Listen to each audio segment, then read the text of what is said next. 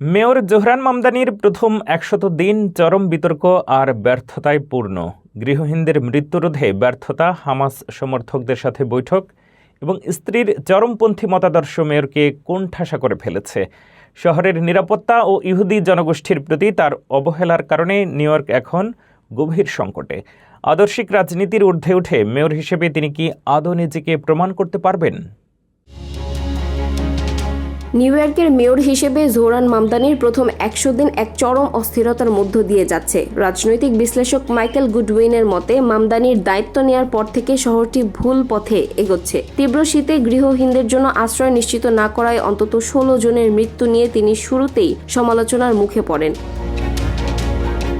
মেয়রের বিতর্কিত পররাষ্ট্রনীতি এবং হামাস সমর্থক মাহমুদ খলিলকে গ্রেসি ম্যানশনে আপ্যায়ন করা নিয়ে ক্ষোভ বাড়ছে খোদ হোয়াইট হাউসেও। তার স্ত্রী রামা দোয়াজির সোশ্যাল মিডিয়া পোস্ট, যেখানে হামাসের ৭ অক্টোবরের আক্রমণকে আপারথাইডের দেয়াল ভাঙা হিসেবে উদযাপন করা হয়েছে, তা শহরের ইহুদি জনগোষ্ঠীর মাঝে গভীর উদ্বেগের জন্ম দিয়েছে।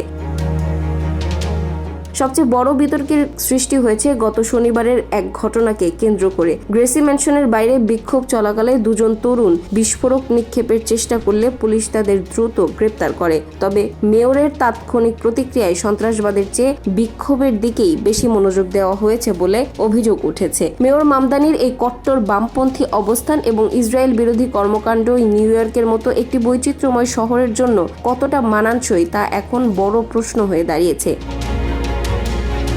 বিশ্লেষকদের সতর্কবাণী, যদি মামদানি মেয়র হিসেবে দায়িত্বের প্রথম সারিতে শহরবাসীর নিরাপত্তা ও সকলের প্রতি শ্রদ্ধাবোধ না রাখেন, তবে আগামী ৪ বছর নিউ ইয়র্কবাসীদের জন্য এক অন্ধকার অধ্যায় হতে পারে।